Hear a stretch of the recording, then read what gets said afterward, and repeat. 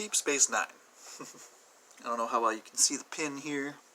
It might actually be Joy's, but I'd like to have it. Anyway, I'm on the last 3-4 episodes. I know I'm a bit premature to start writing a review, but I'm just finding Season 7 to be a little off. It's not because of Esri. I actually like her a lot more than I thought I would. Her quirky anxiety spoke a lot to me and my wife. It's mostly because, though, I keep seeing the same side character faces in too many consecutive episodes. I don't really care for multiple episode plots unless they are subplots. Background and character development scenes, that kind of thing. Stuff that carries through the season, but doesn't stick to one just boring storyline for the entire season. The main episodes should have more variety than just Wei Yun, Daimar, the sick founder, and their henchbreen. I'm also feeling that some prominent favorite characters like Quark and Rom and even Jake are being pushed into the background while too much time is wasted on that holographic lounge singer, Vic Fontaine. Then there's multiple episodes around the whole fake Bajoran Dukat and Kai Wynn relationship and the sick founder thing. It's just taking too long for these stories to unfold. It just feels like a lot of padding, and yet it still feels rushed. How does that happen? All 3 plots should have been part of fewer episodes for sure, still allowing all the other main characters their moments to shine. It does have some moments here and there and episodes here and there for their other characters, but it seems they mostly are trying to focus on like 6 episode long storylines that kind of just shove other characters to the side until that storyline is finished. And I liked when you could rely on the episodes being, oh, it's a Quark episode today. Oh, it's a Worf episode today. Oh, it's a Julian episode today. Oh, it's an O'Brien episode today. Oh, it's a Kira episode today. You could generally rely on variety. But when it just sticks on one storyline, it's like they had nothing left to say, but they want to keep saying it, if that makes sense. I didn't mind Vic Fontaine at first, but I really did not expect a holographic character to become a main returning cast member for pretty much the entire season.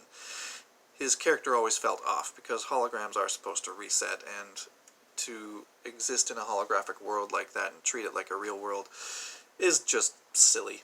I am one of those people who agree with Maddox that Data is a machine, and the episodes of The Next Generation several episodes of it have proven that Data is a danger because he's a droid, then can be taken over mechanically. But for holographic, so to waste our time on a holographic world that is just going to be reset eventually anyway, it just felt like a lot of time wasting. For him to have a musical number sung in entirety in almost every episode he's in shows that there was plenty of time to waste, where some of our favorite characters could have had some better story development time put in.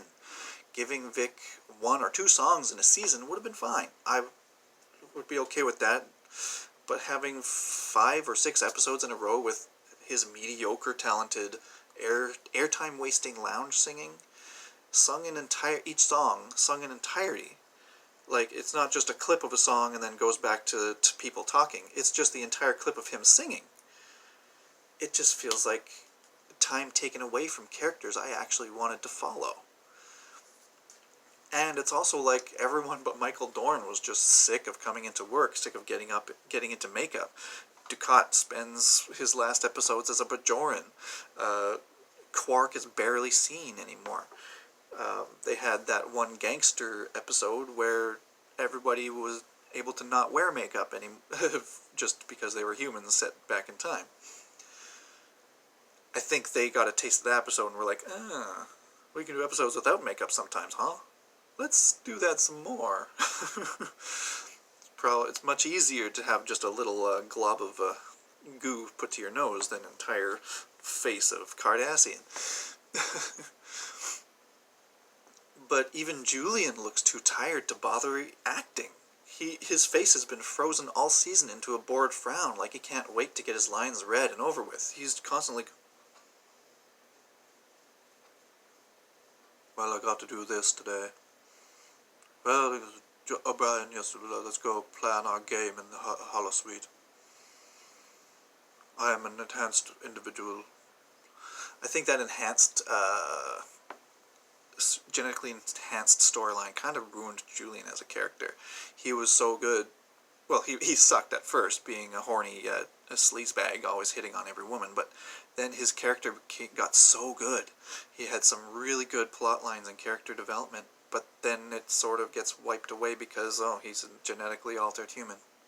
Oh, yay. That happened, I think, in season 6, or earlier. I can't remember how long ago that was, but it always just felt like a weird retcon that was added for no reason, just for the plot of one story, and now it has to be remembered every story subsequently.